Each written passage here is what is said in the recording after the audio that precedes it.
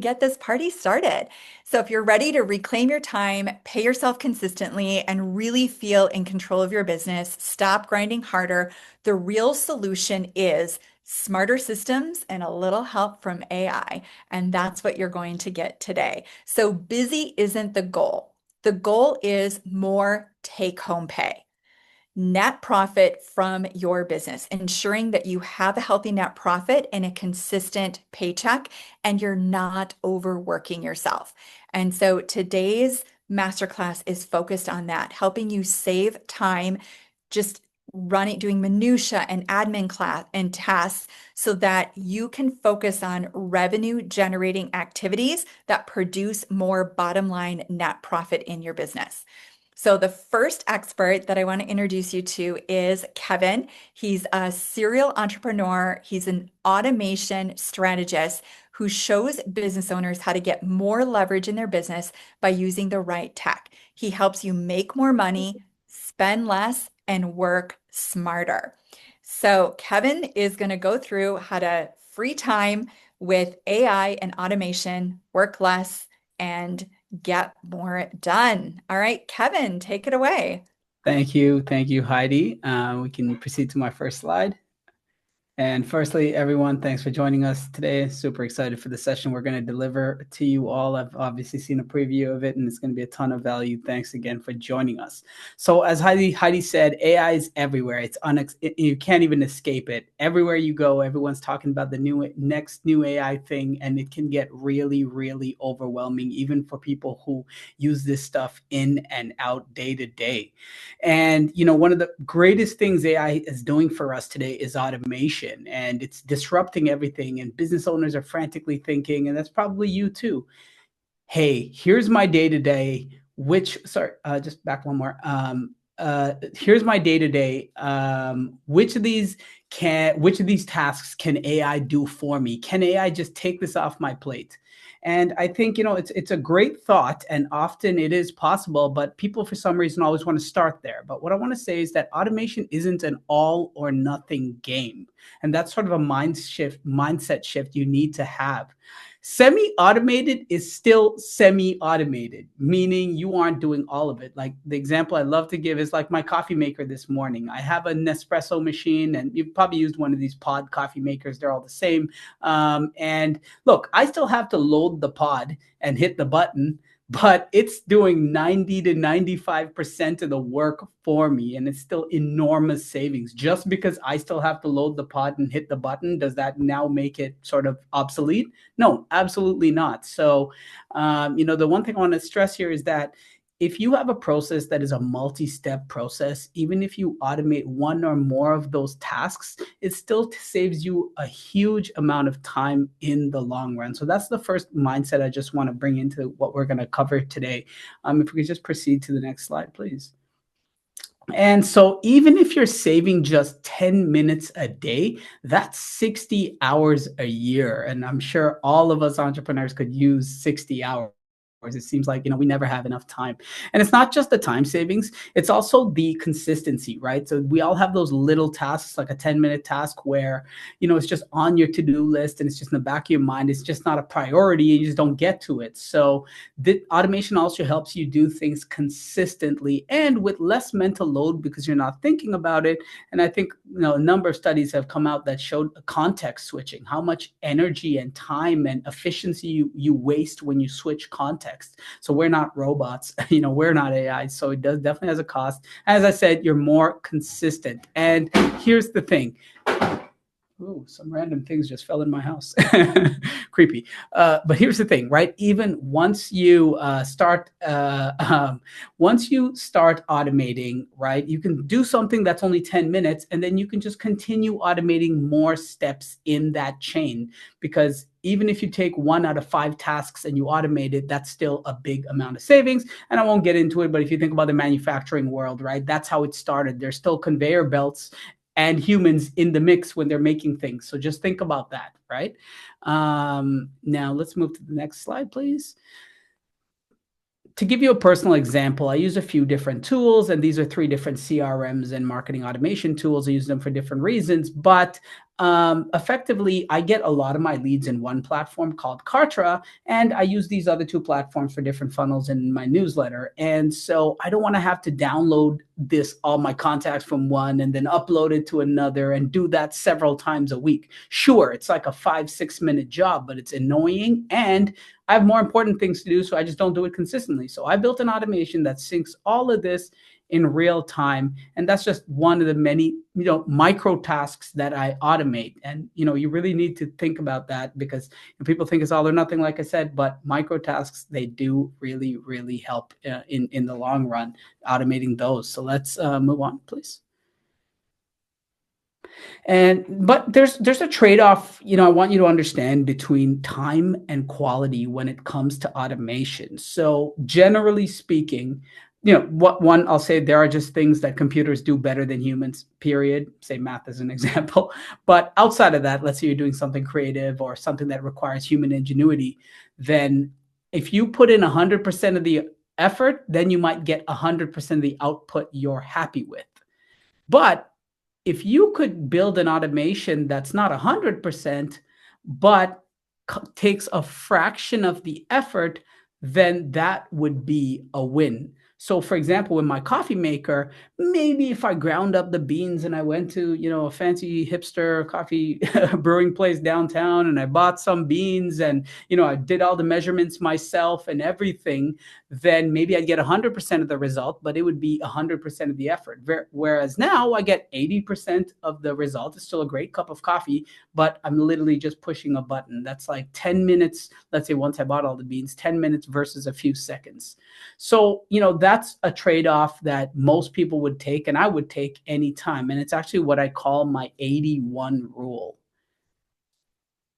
So if you can get 80% of the quality with 1% of the effort, then that's a huge win, as opposed to 100% with 100% of the effort, especially as entrepreneurs and as, busy business people, when we're trying to juggle so much. And I want to give you a tangible example, if we could move on. So this is my client, Cole, and he's a real estate agent and in Kentucky. And so I built a 100% automated newsletter for him. Pulls in the latest news and events with all the images and everything from local sources. It writes the subject line and the content for him, and it emails it to his list 100% on autopilot. It just does this for him every single Monday, and he doesn't have to do anything. So that, this is an example of, doing something that's a bigger task, but it's 100% automated. And if we move on, I'll share why I want to share this specific example. Now, on the left-hand side, you actually see my newsletter. And my newsletter, I actually make 100% manually, and I get 100% of the result because of that. Whereas, Cole's is getting 80% of the result and 1% of the effort, because maybe he would have picked some different news stories, or maybe he would have, picked some different events. But, the AI is doing an excellent job, but it's not a human doing it manually. Now, the reason I'm doing mine manually is because it's a very personal newsletter and my content is very niche. It's called Automation Nation. It's about AI news and automation. You guys can subscribe if you want on my site. It's free. And so I want to, and so there's a reason why I'm doing this 100% manually and he's doing it 100% automated. And let's move on to the next slide, and I'll explain why that is in a moment. So the reason for that is because if we go through this framework, you're going to understand it. And let's pause on why I'm doing it, and let me explain this framework, and it'll become clear. So how do you decide what it is that you should automate? And so right here is a framework you can use. So you might want to write down your daily or weekly tasks. And then from there, you want to break it down into subtasks. And then separate into, from the knowledge you have, what do you think can be done manually versus what you think could be automated. Because there are some tasks in your business where it just requires a certain, and everyone's business is different, but it just requires a certain amount of knowledge or human touch, or for whatever other reason. So document what has to stay manual, far as you know, and what has to be automated. Now, which could be automated 80% as well. So out of the tasks that can be automated, to your knowledge, what do you think could still be done 80% as well? And the most important thing is 80% good enough? So, for example, if we're talking about, say, heart surgery or sending a rocket to the moon, 80% is not good enough. Only 100% is the only acceptable answer, right? So those are extreme examples, but you get the point I'm making. If there's some critical process in your business, then there are times where 80% is not good enough. So going back to the newsletter example, in Cole's case, he's a busy real estate agent, and 80% is good enough. It works for him. It goes out automatically. He never has to think about it. But for me, this is a very personal thing. And right now, AI just can't write something personal. So I could maybe get 60% of the result I want right now, because of course it doesn't know what's in my head as much. So for now, it doesn't meet my needs. So, and that's as a simple example of, I wanted to give that contrast where, there are things that can be automated, but not everything should be automated. And this framework is going to help you determine that. Now, so once you go through this and you make your list, start with the priority automations, right? And you might want to say, okay, so these are probably the 5 things I can automate. And then and then maybe start looking into building them one by one. And very importantly, you want to revisit this list at least twice a year, because what's possible right now is rapidly evolving. I mean, I could spend days talking about this, but if you've just seen the rise of these AI agents and everything, it's actually mind blowing what wouldn't be possible today, which could be possible in just 6 months. And I can give you countless examples of those sorts of things. But that's just a golden rule to at least try and revisit the list every, twice a year. Let's move on, please. Now, so my rule is called the 80-81 rule. And you might be wondering, or I've gotten the question even, why isn't it the 80-0 rule? Because for Cole, for example, he could be sleeping, he could go on vacation for a month, and his automation still runs every single Monday for him. Well, it's the 81 rule because automation doesn't mean abandonment, right? Just because it can be done 100% automatically doesn't mean that you check out and you have no idea what's actually happening in your business, right? Automation is meant to help you think more strategically and do higher impact work versus just being checked out. Because at the end of the day, automations are still things that need to be monitored, because there are, candidly, things can it can get tripped up at times with any system, just like any machine you build, that it needs maintenance. So sometimes, you need to be watching those things. And also you might be missing opportunities to improve it, or there might be edge cases where you need to correct some of those outliers so the automation runs better. So that's an important point to remember. Let's move on here. And now you might be saying, Kevin, but I'm not an automation assistant. So I'm not an automation expert. So how do I even know what's possible, right? Like, the question is, I don't even know the questions to ask. That's how I have no time to learn this automation stuff. Well, I want to tell you about the free automation expert that's sitting in your pocket right now.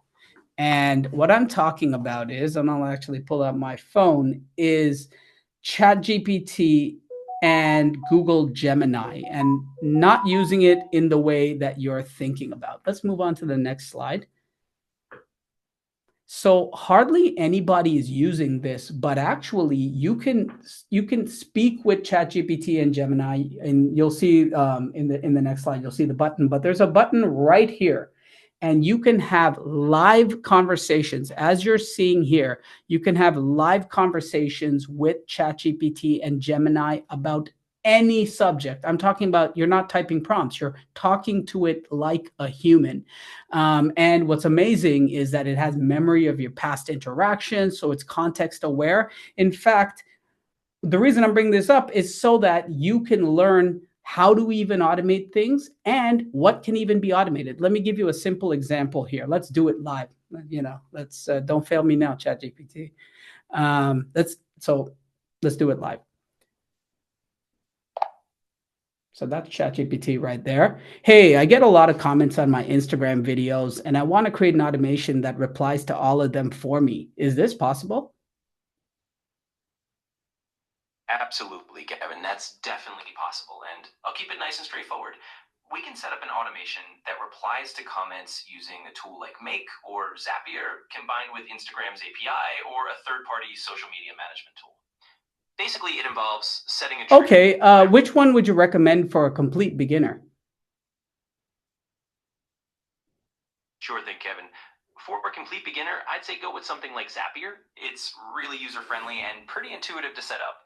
And you get the idea. I mean, we could, for the sake of time, I'll cut it there. But you could just literally have conversations with this thing about absolutely anything. It has all of humanity's knowledge, and then you could just say, "Then, hey, walk me through this step by step," and it'll start walking you through it step by step. So ChatGPT can do this, Gemini can do this, using this, you can then start to even get a sense of what's possible with automation, because often you don't even know where to start if you're not an expert. So let's move on one more slide here. And then I want to share one more little tip here. And so once you kind of have an idea, then you can use a lot of the LLMs have this. I'm showing you ChatGPT as an example. So agent mode, it's brand new. It's rolling out right now. And basically this thing actually sets up its own computer and you can watch it browse websites for you. So you could give it a task like, let's say we're sticking with this example I gave, find me 5 different tools that can automate my Instagram comments. And then it'll start going out. And then what you could say is within that, say, hey, I want a feature comparison table and I want you to put it in a spreadsheet for me. And then in 5 to 10 minutes, it'll actually make this table for you. And it's like, let's compare all the tools. And then you can use something called deep research. And then it's just going to start scouring the web and finding like very deep research, more than like a prompt where ChatGPT comes back some basic information. You could say, hey, okay, these are the 5 tools. Which are people saying are the most reliable? Or can you summarize all the viewpoints? And, and then the previous thing gave you the cost too. And then it'll just summarize all the viewpoints for you. And you're like, all right, I'm going to choose that one. And I'm like, look, I'm just scratching this. I'm going real quick here. I'm scratching the surface with this. Like, just give you guys an example. Like 2 weeks ago or so, a few weeks back, I used ChatGPT even has a camera mode and you can show it live. I used it to like pick a pineapple. People are looking in the grocery store like I'm crazy because I'm talking to ChatGPT about which is the most ripe pineapple. But I've used it on things like that. I've used it. You could show it a landing page you're working on and say, hey, what do you think of this design? I've used it to design my office, right, to get feedback. So there's a lot of different tools here, and I just wanted to highlight a few. And you could even in that chat mode ask ChatGPT, how do I use ChatGPT better? So just real quick to wrap up. So you don't need full automation. You just need to get started and just automate the high priority things. Use that list format. Look for your 80 to 1 opportunities. Don't forget to monitor the results. Don't just abandon it. And you want to leverage AI as a strategic tool. Use those assistants. And remember, done is better than perfect. You can start now. Now, I showed you how you can talk to ChatGPT and other LLMs in natural language without having to be a prompting expert. But of course, if you can provide better prompts and instructions, you'll get better results. And that's exactly what our next speaker, Lana, is going to help you with. Thank you, Kevin. So if you have questions about anything Kevin talked about, please type in the chat. All 3 of us speakers are going to do a nice Q&A for you at the end to get all of your questions answered. I want you to leave knowing exactly what steps that you can take to immediately save yourself time and make more net profit in your business. Now I want to introduce you to Lana Schlafer, one of my besties who is a complete rock star when it comes to LLMs and prompting. She is going to show you how to prompt like a pro. Lana helps entrepreneurs turn AI from a mystery into a money-making partner. With expertise in automation, AI strategy, and MIT level machine learning, she can ensure your future is less intimidating and a lot more profitable. which is exactly why you're here today. So Lana, take it away. Hey guys, so excited to be here. Thank you so much for making the time. And, I was looking for backgrounds for this, and usually I choose like a AI kind of background, but I really am in Puerto Rico and I'm like, AI doesn't have to be so futuristic and scary. The goal is to get it so that you feel like you're relaxing at the beach and it's doing the work.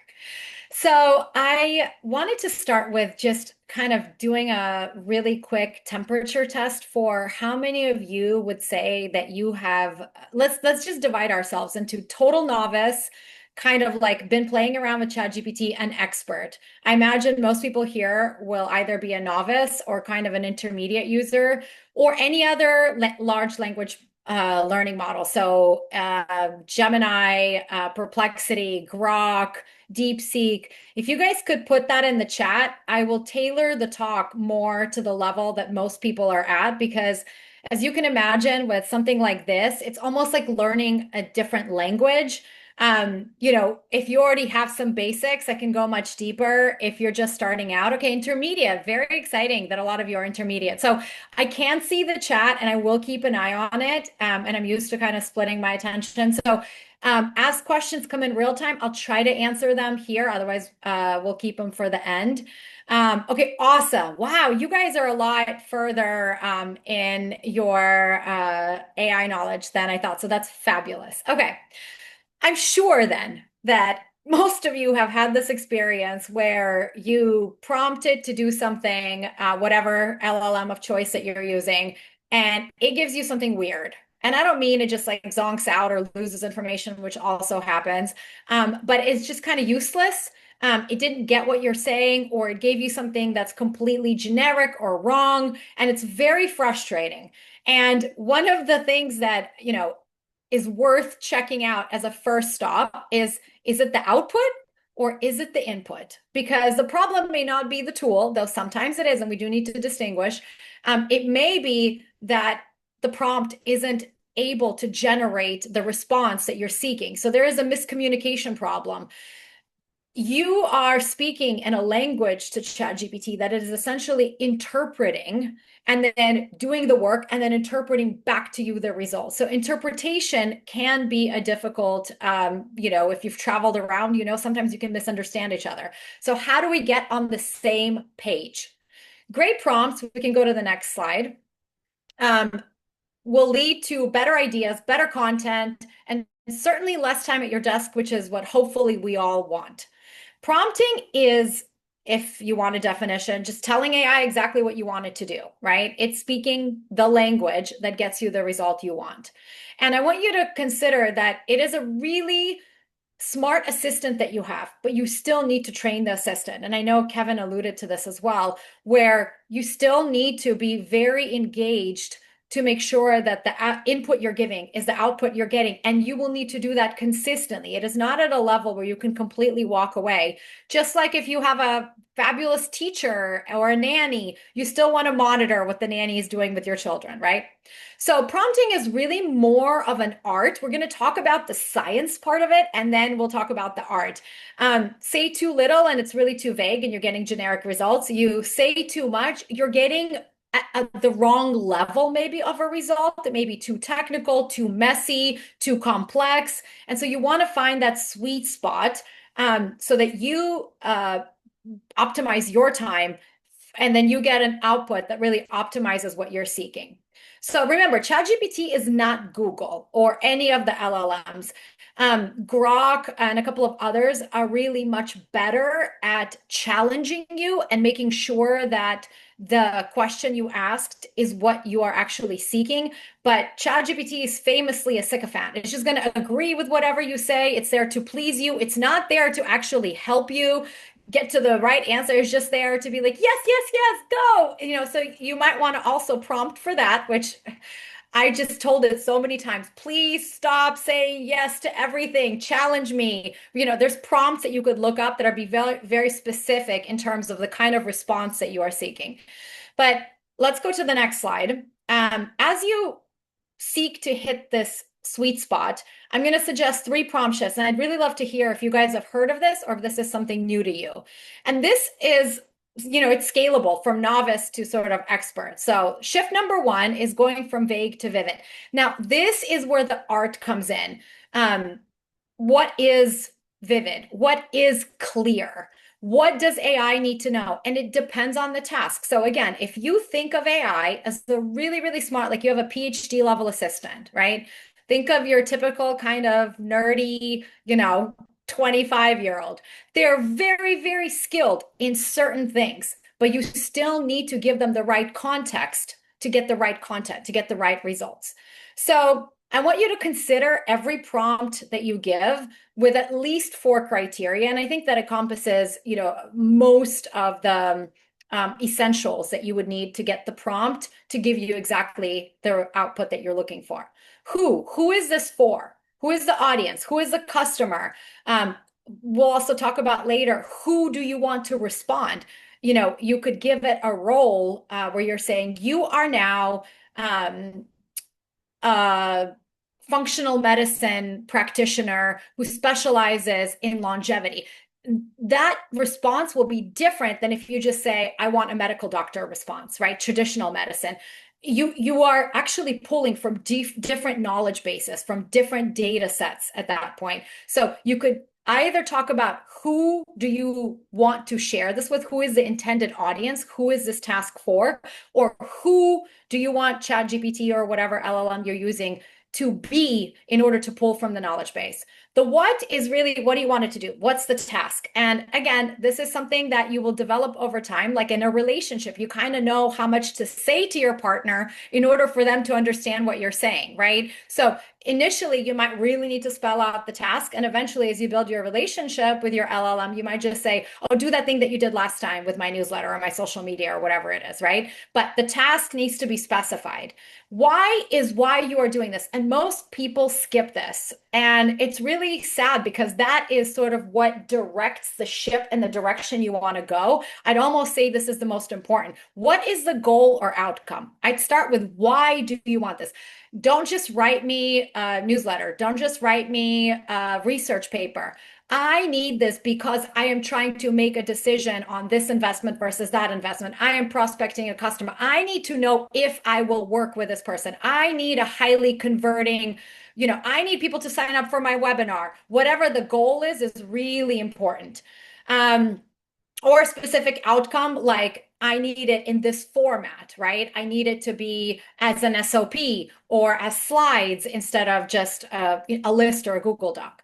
And then the how is really like tone, style, format. It's really good to give it examples if you have one, like, give me a motivational post in the style of Oprah Winfrey, for example. It sort of picks up on a lot of tonality and style that is easier to sort of grasp if you give an example of somebody who's done it into some degree, right? So what if the only thing you walk away in terms of prompting is if you can remember, did I tell my AI the who, the what, the why, and the how? And you sort of do a check as you're doing it, you'll get better results. And well, let's do a bad prompt and a good prompt, just as a quick summary. Bad prompt is something generic, like write a post to promote my new program. Let's say my 6-week, I don't know, health program. Better prompt will be, I am health coach. Well, actually, let's do an example for a designer, graphic designer. That'd be a little easier.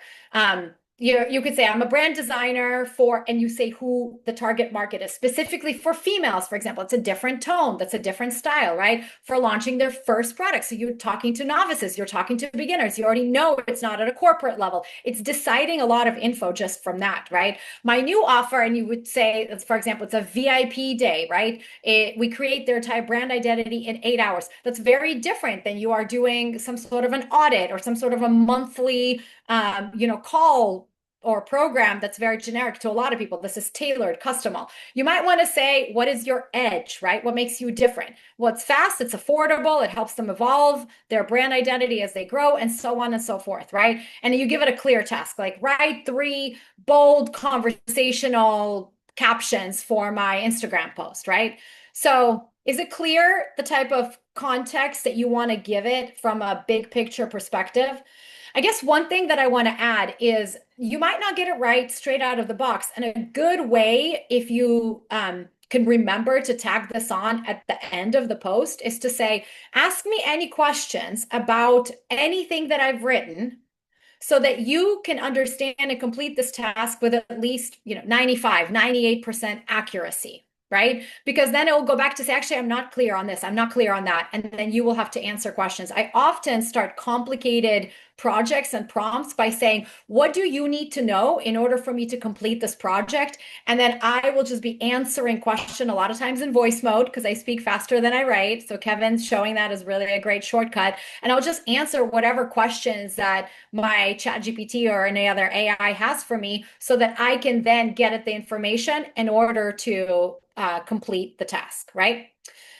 So the next shift will be from big ask to step by step. And I've kind of already alluded to this, where you want to break your ask into stackable chunks. And if you think about like baking a cake or something, you really want to get the first layer right, then the second, then the third. You don't want to start with the top layer, for example, or random layering. They may not all work together. And it's much easier to do things foundationally. So step one is really the most basic, most maybe easy to enter doorway into this task. So for example, if you want to write a sales page, right? Or if you want to write a newsletter, you want to start with, give me 3 headlines for the newsletter, for the sales page. And then you refine that and you pick the best one. Now you sort of have the direction in which you want to go. Now, remember, you already gave it all the who, what, why, and all the other things. I know who your audience is and all the other things. Then step 2, once you've selected the headline, you might say, okay, turn this into a paragraph, a 3 paragraphs, or give me 3 options of where I could go. Sometimes you can even be specific. I have this personal anecdote that I could add into this. Which headline would be best with this anecdote that I want to share? So you are taking it like a ghostwriter, like an assistant who will sort of draw this information out from you step by step. And you are approving a previous layer before you move on to the next one. And then you might move on to a 3rd step and a 4th and a 5th. And before you know it, you have an entire sales page or you have an entire newsletter. And as much as it seems like maybe that would take more time, if you actually can complete each step really well, the 2nd, 3rd, 4th, and 5th steps will just sort of start completing themselves, right? So the 3rd shift is use a framework. You don't have to recreate the wheel. There's lots of frameworks that are available. So let's go to the first one. Just as an example, this is a really common one, RTF. So you give your LLM a role, act as an accountant who gives me this particular, whatever the task is, in this particular format, right? So role, task, format. So an example of a bad prompt would be write a sales page for my program, for mompreneurs called The Method or something, right? Oh no, sorry. That was an example that I was giving for the previous. I'm moving on to my slides. The example I'm going to give you here is a really simple one, but it's actually hard. So sometimes the simplest tasks are the hardest for LLMs to understand. Has anybody noticed that? You want to ask it something that's like so human and so easy, like, you know everything about me. You know my LinkedIn. You know this. I've told you all this personal information. Can you write my about page, for example, for my website? And it completely misses the point, right? The reason that it's missing the point is it's pulling data from different contexts and it has not been able to really be clear on what it is that you're looking for. So a bad prompt, even if you've given a lot of information to the LLM, would be just do this thing. A better prompt would be act as a brand copywriter for, and then name your profession, for AI consultants, for example. Write a 3-paragraph about page for my website using my LinkedIn podcast, and then maybe add a couple of podcast transcripts or something that you've done where you've shared some personal information so that it can contextualize that warm personal touch, right? And you might even want to say, here's the tone I want. I want confident, experienced, warm. So you want to tell AI the role that you want. You want to tell it what it is that you want to create, and you want to give it enough information so it could pull from the right pockets of data, right? So you can use this when you want an AI to take on a professional role, you're delegating a specific task, or you want a really clear format. So the next example is the BAB, before, after, and then a bridge. And we talked about that. If you don't give an after, a really clear after, it can get complicated for the AI to know why you're doing what you're doing, why you're asking what you're wanting, right? So you want to say, here's the before. Here's where I'm sitting today. I don't have a sales email for my offer. What I want is a sales email for my offer, and here's what it looks like. So you might start off with a before. I have clients who feel overwhelmed. Let's say, they don't know where to start with AI. They don't know who to trust. They hear a lot of different things. The after is I want them to be able to work with me or someone like me by understanding exactly what they're getting. And it's, the process is demystified and they have a clear plan of action that they can implement with their team. Now, the bridge would be like, write an email that paints what I do and this transformation. And you might even say, like, this is my previous clients, here's what they've said. So you see how I painted it before and after, I gave it a bridge, and now my response is going to be a much better context. One thing that I encourage you play around with, by the way, is take the same task and try these different frameworks for the same exact task and see which one gives you the result that you're seeking. That's how you learn which framework works better when. So use this when you're creating transformation focused content, which is actually really hard to do well. So it's a good one for that. When you're outlining how something is helpful, and you're designing maybe a before and an after, like before somebody worked at your company and after they've been onboarded, right? Perfect. Common prompting mistakes is the next slide, which is, well, just summarizing really. You're asking too big of an ask, you're giving it too little information, and then you're accepting the first answer. So how you fix it, next slide, is you give it more specific feedback. Make something more punchy. Try again, but make this part shorter. Do it in Alex Hormozy style, right? So you're giving him an example. You can even say, you missed the mark completely on here. I really need you to focus on this as the main point and less on the feature. So don't be afraid to have a little bit of back and forth, but the more information you could give it up front, the better the result will be. So I actually know how much time we have. If somebody kept time, you can let me know. But I thought it would be fun for us to wrap up with a live prompt clinic. So maybe you've gotten a very unsatisfactory result from something that you were trying to do on ChatGPT or any other AI tool, and you don't know how you can fix the prompt. And you might want to post it here or in the questions, and I'd be happy to basically make a recommendation for how you can fix the prompt so that it gives you a better outcome. So And if maybe you've got something that you want Lana's help on, type it in the chat and we'll go over that in the Q&A.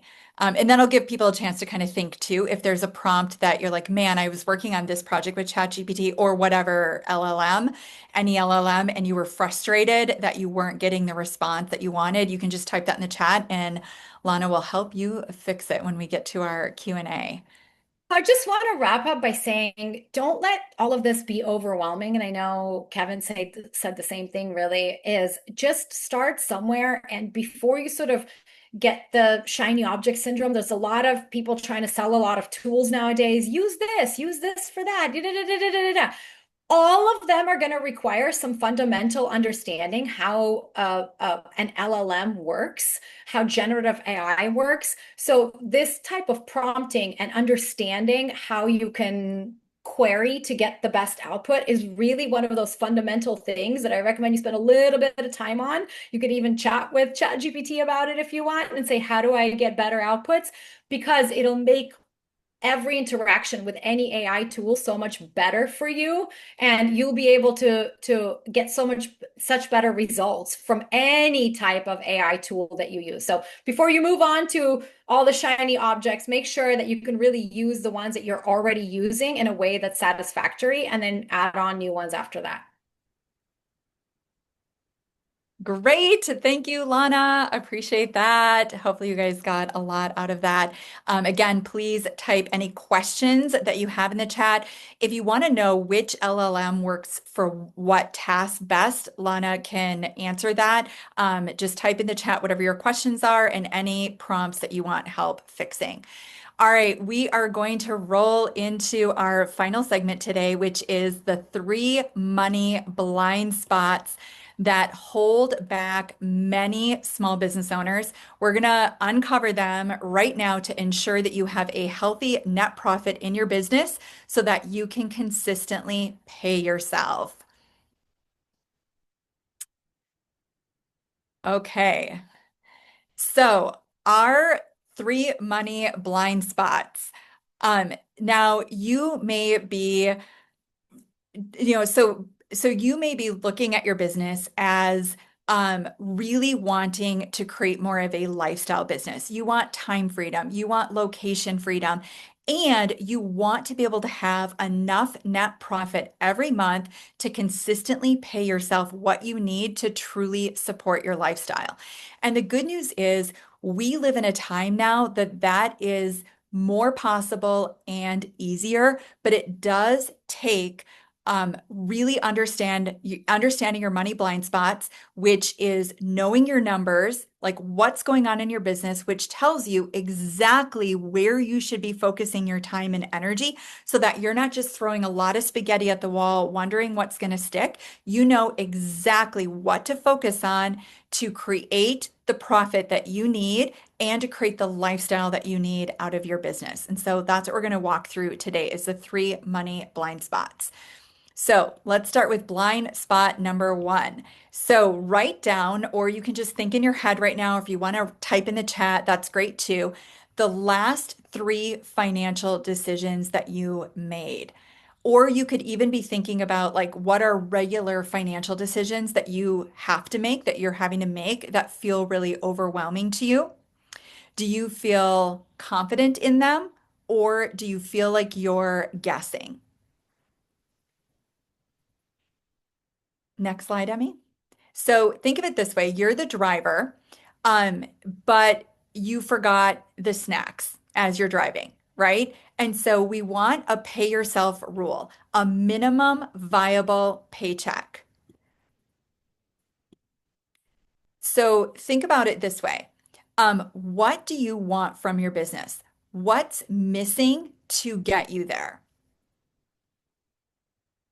So for many of you, you actually don't know if you can pay yourself because the amount of money in your bank account right now in your business account is actually irrelevant. You've already spent some of that money and you have receivables coming in. And so you may not know how much you can actually afford to pay yourself.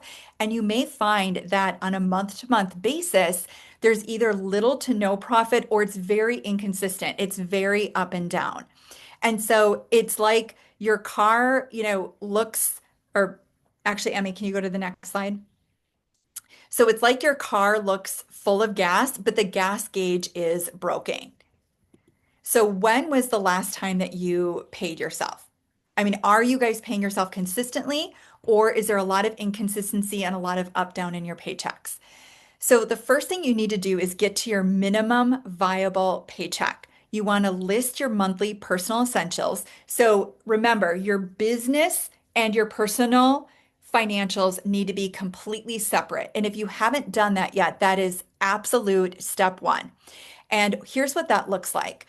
From your business, you need to have a separate business checking account. I use and recommend Mercury Bank for US businesses, which I know most of you are. It's a really easy, efficient, fantastic, low fee bank that's perfect for small business.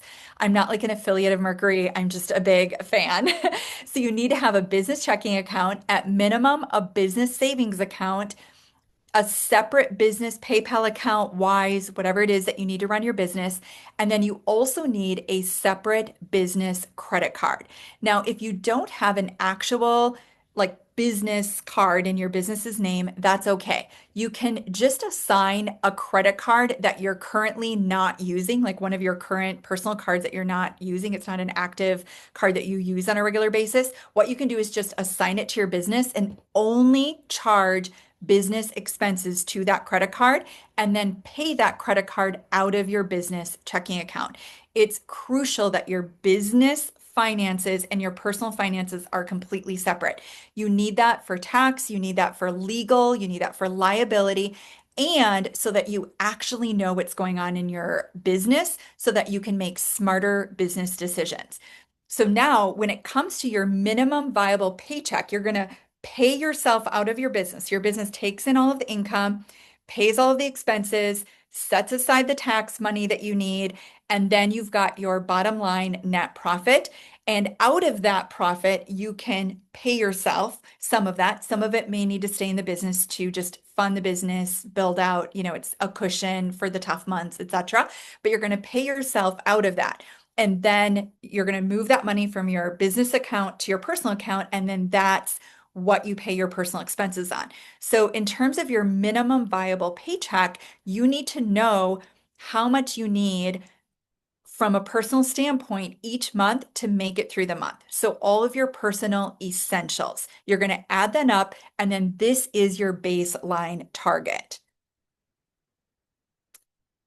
So, for some of you, it is you think you're profitable, but you're not really sure.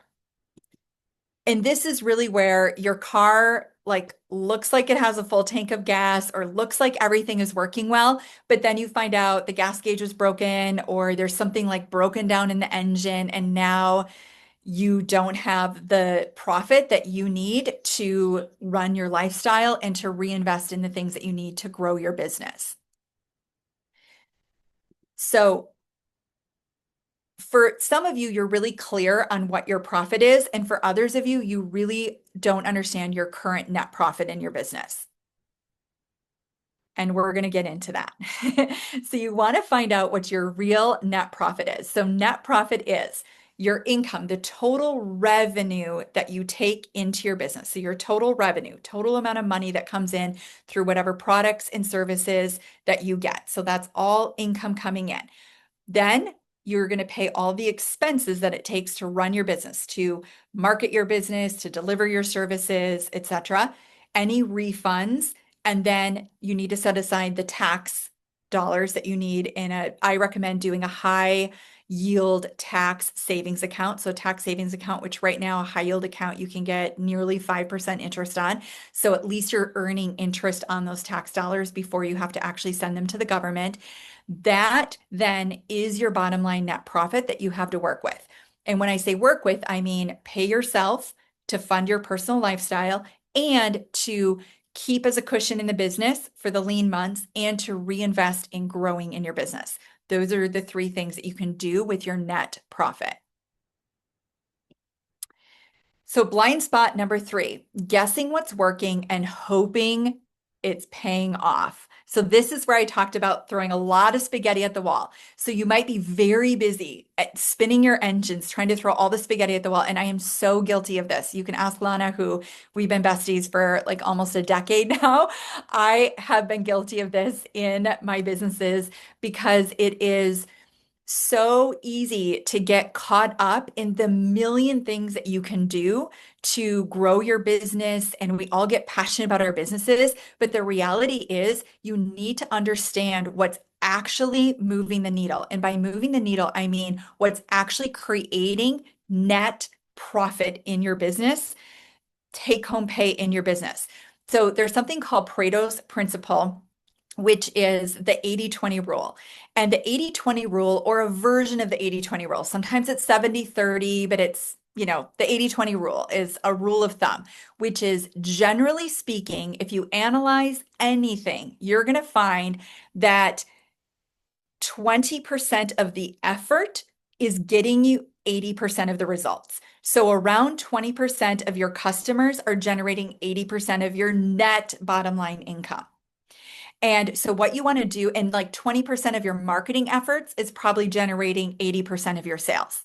So you want to double down on the 20% or so. 20% is a rough estimate, but you want to double down on the 20% or so that's really, really working and that moving the needle. It's the thing that's bringing in those ideal customers that you want to be working with and that bottom line net profit, and stop doing all the things that are just eating up your time, energy, and bandwidth and preventing you from making the kind of money that you want to make in your business and just keeping you really, really busy and hustling all the time without getting the results that you're looking to get.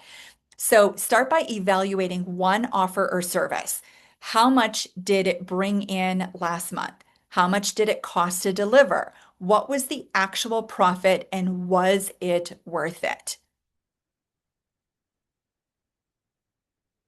So you want to see what's working in your business, double down on what's working, eliminate all the noise, all the things that are just nice to have, nice to do, fun to do, or just you feel like you should be doing because you're like, well, everybody's doing posting on social all the time, or everybody's doing this, or everybody's doing that. And the reality is, those things maybe don't actually work for you. Maybe they're not that needed in your business, right? And so getting clear on what's actually working for you and what your business actually needs. And then you can scale your business up without doing more. In fact, we want you to do less. So, through the power of AI and automation, and through the power of really understanding what's going on in your business, what marketing efforts are actually working, what services, products, and programs are actually profitable, and what's bringing in the bottom line net profit in your business, so that that's where you are hyper focused on and you're letting the rest of this go.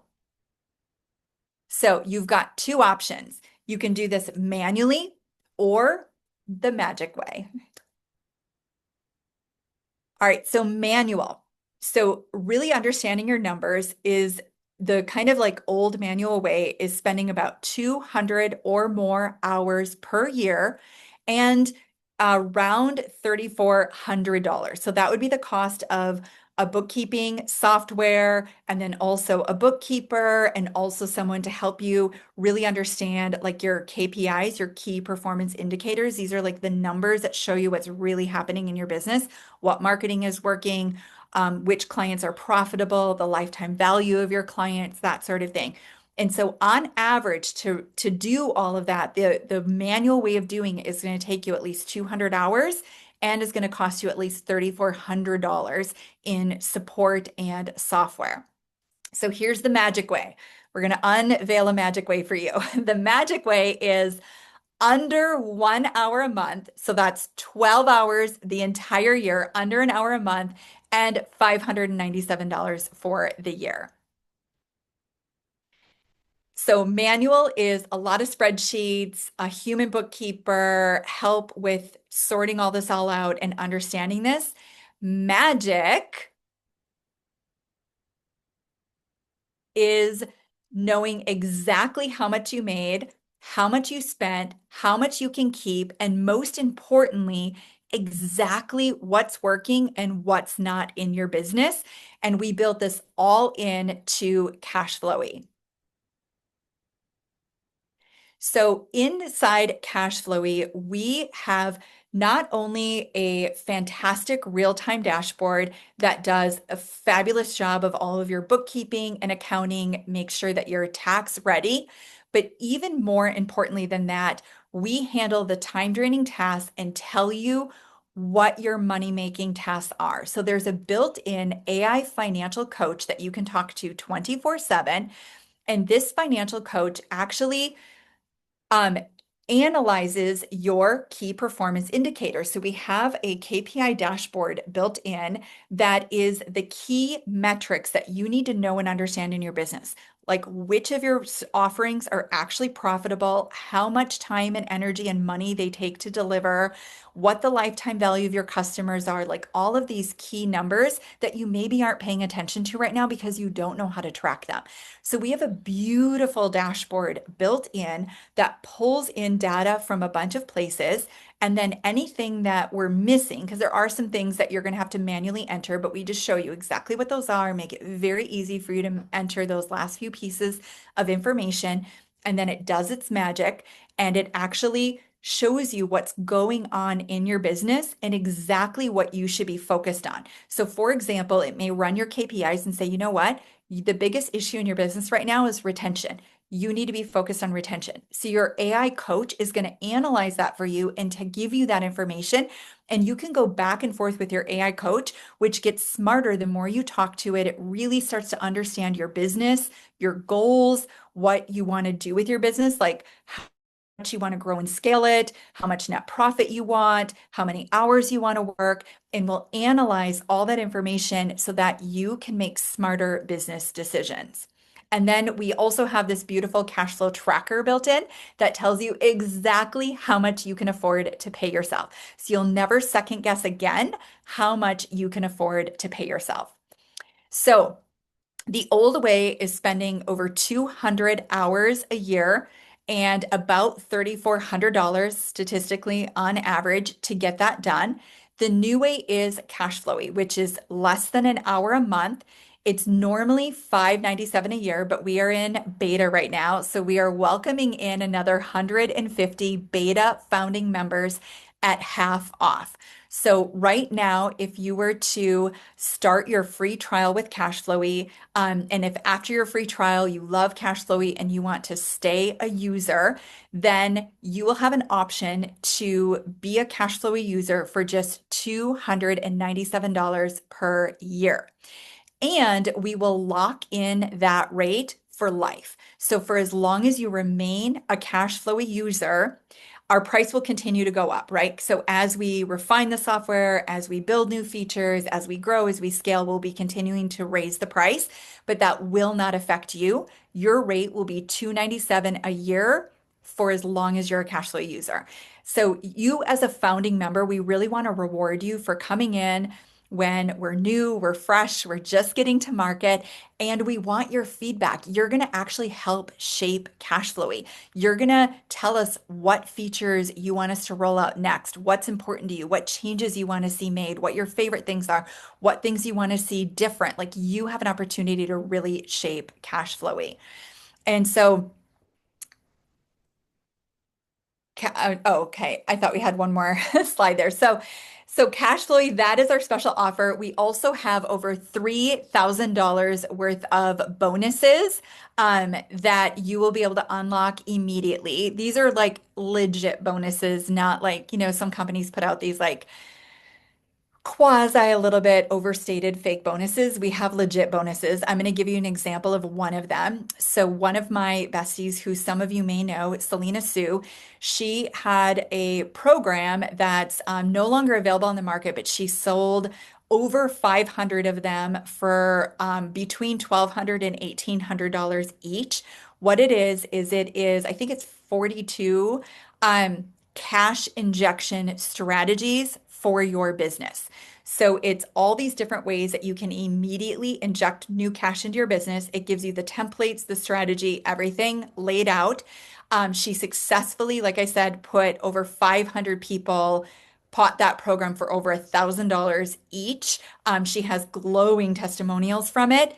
It's free. It's included in your Cashflowy because here's the biggest difference between Cashflowy and other systems like, say, QuickBooks and FreshBooks and Xero and all of that. The biggest difference is we are made specifically and exclusively for solopreneurs. So if you offer a service, you offer a program, we're not for big businesses with a lot of complications. We're for more of a solopreneur-esque type business. And we know you and understand you more than you know yourself. And our number one goal is to help you make more money and keep more money. We want to help you make more money and keep more money. So I can promise you QuickBooks, FreshBooks, like all of them, they do not care about how much money you make. They just want you a user on their software. We care about your bottom line net profit. So in addition to just doing a better job at your bookkeeping and accounting, you don't need a human bookkeeper. You can do it all yourself. Even if you hate numbers, you hate tech, it's because it's made specifically for solopreneurs. it's a smart AI system. So, like QuickBooks, as an example, they have some AI built in, but it's very stupid AI. And the reason it's stupid AI is because QuickBooks is made for a big, complicated business, and it's made for 1,000 different types of businesses, all of which have like 100 different variables, and it's hard to make AI smart under those conditions. We are made for one type of business, a solopreneur-esque type business. And so our AI is incredibly smart. Our dashboard is super sleek and easy to use. You make you buy something for your business, and within about 2 minutes, that transaction's going to get read by Cashflowy, and it's going to show up in your real-time dashboard. It's going to be categorized. Your P&L is going to be updated accordingly. If an invoice gets paid, like whatever happens. And so it connects with all your bank accounts, your credit card, your PayPal. And now, to be clear, Cashflowy has no access to your banks, to your credit cards. All it does is read the transactions. So it just reads the transactions and then it reports those transactions. It says, oh, this expense is this income is this is this. And then we also have, like I said, the KPI dashboard built in. So the key performance indicators that are like the real numbers that you need to know in your business, like your P&L. That's frankly mostly good for your taxes. I mean, yes, you need to know how to look at a P&L, but that's actually the lesser important part of it. The more important thing is knowing what's really going on in your business, what's working, what marketing's working, what products and services are working, where you should be focused your time, what your biggest gaps are, what your biggest opportunities are, so that you are laser focused in your time and energy on the 20%. You're doubling down on that, which is going to lower your workload and increase your profit. So that's the biggest key differentiating factor between us and the other softwares. We're built for solopreneurs. We know you, we love you, we care about you, and we are here to help you make more money and keep more money. So the first one goes for Kevin. What tool does Cole use to automate his newsletter? It's a combination of a few different tools, but I actually have a step-by-step complete walkthrough with all my templates completely free on YouTube. So it's Brevo and a few other tools, but I'll ping it here and you can watch it and replicate most of what you're seeing there. There's some differences in what I've done custom for him, but you'll get the gist of how to create a 100% automated newsletter. I'll drop it down below. I'm using Make in Brevo though, and ChatGPT through the APIs and stuff. Yeah. So for Lana now, what is the best AI to generate images? That depends on what type of image you're looking for. Is it slides? Is it for social media? Is it, what are you trying to do? Is it realistic? Is it cartoonish? But in general, ChatGPT and Grok have really gotten so much better with image generation that I would start there, like any LLM that you're already using, and see what they can do. But you could customize the prompt and then see if you can get the result you want. Perfect. There's a question right now that popped up from Robert. I just saw I can answer that as well if you want. Oh, yes, go ahead.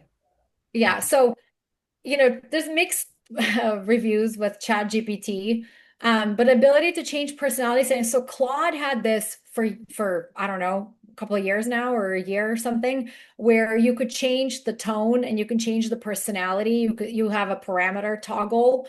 I think it just really depends on what you're using it for, right?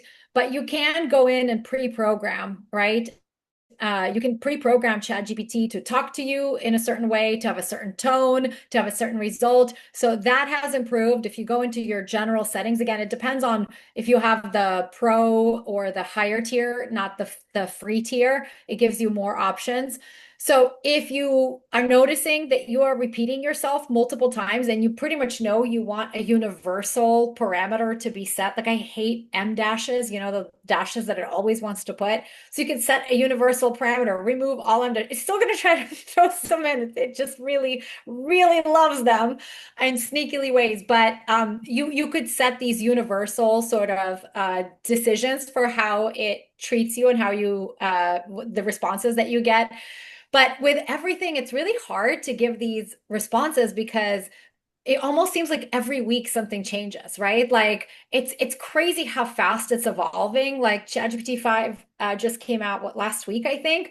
They're going to come out with a 6 in a few weeks. They're going to go and you have to not just I guess get comfortable with knowing that things will get better overall, but there might be pieces of what you've been doing that you liked from a previous model that are no longer working. That can be a little frustrating, but it's a living, breathing thing that they are building. And no, it's not living, breathing, but it is evolving constantly and learning from itself and iterative. So just know that there might be moments when you have to retrain it in some way. I hope that answers the question. Perfect. Okay, for Kevin, for a relationship coach, what would be the first steps you take in automation? It's a very broad question.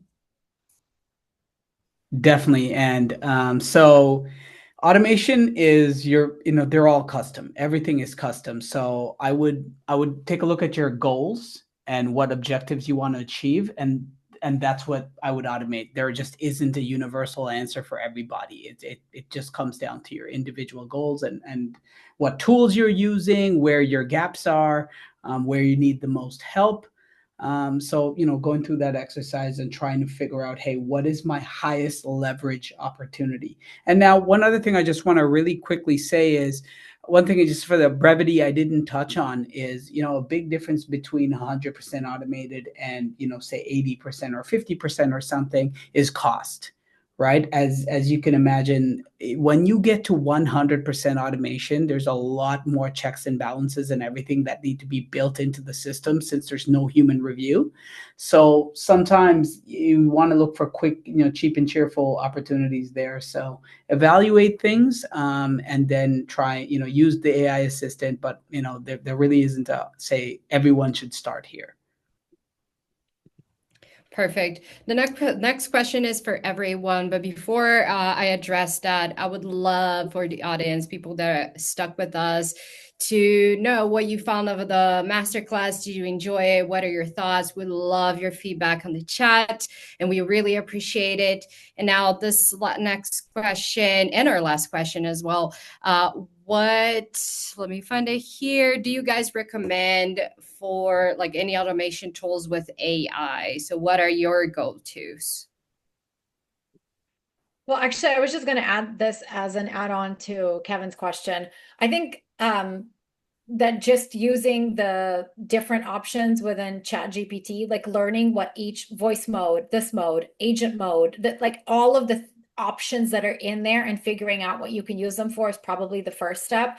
But also, if you live on the Google suite and you're using Gmail and their workspace and everything, Gemini has integrated a lot of their AI into the docs. And so you could be having like an assistant. I paid for a software for many years where we would get tickets from every client, and then the assistant that I had would sort them into different folders and then respond and all of this. You could actually have unlimited assistance of sorting things, flagging you when something hasn't been responded to. And that is just a simple integration because Gemini is owned by Google. They're one and the same, really. That would be an automation that is essentially a seamless automation, right? If you're using Make or N8N or any of the more, or even Zapier, and you're creating zaps, that can take a little bit more skill set. And then you have to monitor if that connection actually achieved the desired result. And there's a cost to it. But I would play around first with kind of the more integrated tools. Like if you need images, figure out which LLM makes the most images. If you're doing search, Perplexity is the real-time search engine. So that's what you want to use for if you want to pull data or news from yesterday, or if you want to pull data from Twitter, you really want to go to Grok. You just figure out where you have these integrated ways to get the information or the outcome that you want, and then be able to learn how to use that, maximize the use out of that tool before adding more tools, because there are a lot of tools. Yeah, just I'll quickly add on to that. I definitely agree with everything Lana's saying there. I really think it depends on what you want to do, right? I'll give you a really simple example. If you want to post from Instagram to Facebook, there's a toggle inside Instagram, and then it's just a one-click toggle, and now it just automatically posts to Facebook. Versus one of my favorite tools I use, whenever I make any sort of video post, it posts to all the other platforms automatically. It's like it's a tool, and it's like 5 seconds to set up. It's super easy to use versus as Lana alluded to here, using an N8N to make a Zapier where you're now making custom integrations with these no-code tools. And so it just really depends where what you're getting started with.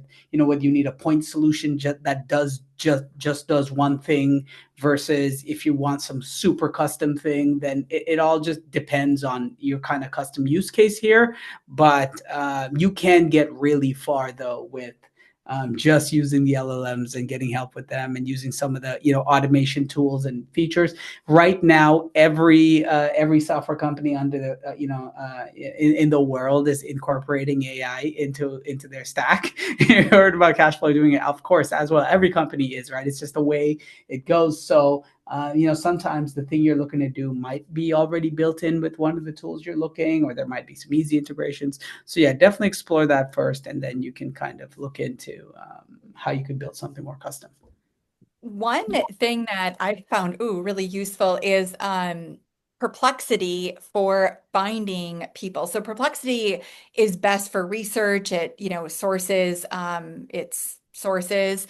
And if you need to find someone, so just here's an example. I was at an event, I met someone.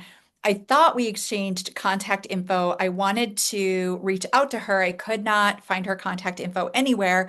So you go to Perplexity and you can give pretty basic information. I just knew like what industry she was in. I had an idea of where she had lived before, and just like a few basic pieces of information. Sure enough, it found her all of her socials. So I was able to then send her a DM on social and get in touch with her. Also, just to give you an example, one of my friends in Portugal who is an investor, and he stays pretty low key. Like he doesn't really have socials other than a LinkedIn profile. He doesn't really do, like, you can't really find him online. Like he stays just very like low profile.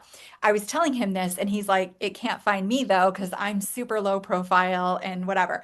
I literally just put in his first name, investor, that he's connected to San Francisco, because he's never actually lived there, but he does have all this connection there. I put in very basic information. He's like, nope. Literally, it came right up. It had his photo, it had his LinkedIn, it had data on him. Great tip. I mean, like it, love it, be scared of it. Like, but the point is, if you need to find people, Perplexity is your friend.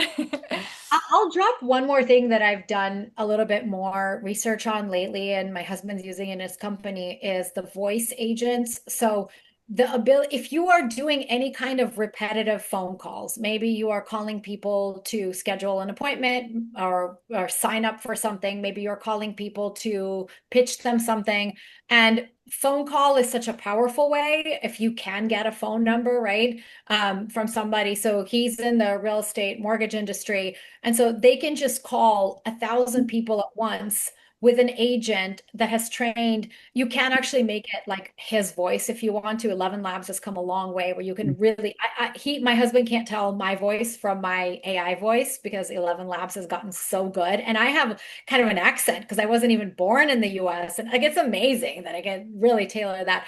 Anyway, he has, recordings from previous phone calls that he's made that were very successful. So you could train this agent to answer common questions and to achieve this goal, whatever it may be, schedule an appointment or whatever.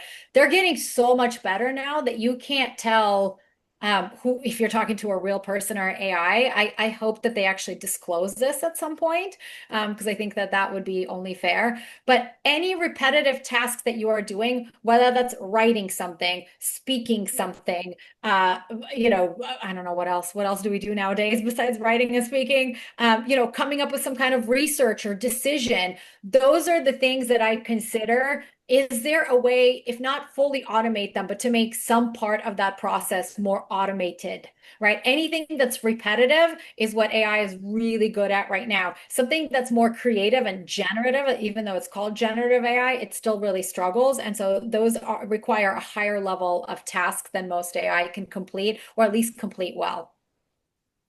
Perfect. Thank you so much, guys. Those are the questions that we have. And remember, we'll be sending the replay and the playbooks from Kevin, Heidi, and Lana. So keep an eye peeled for your emails. Heidi, I'm going to let you wrap it up. Thank you so much for your time and attention today. We appreciate it. We would love your feedback.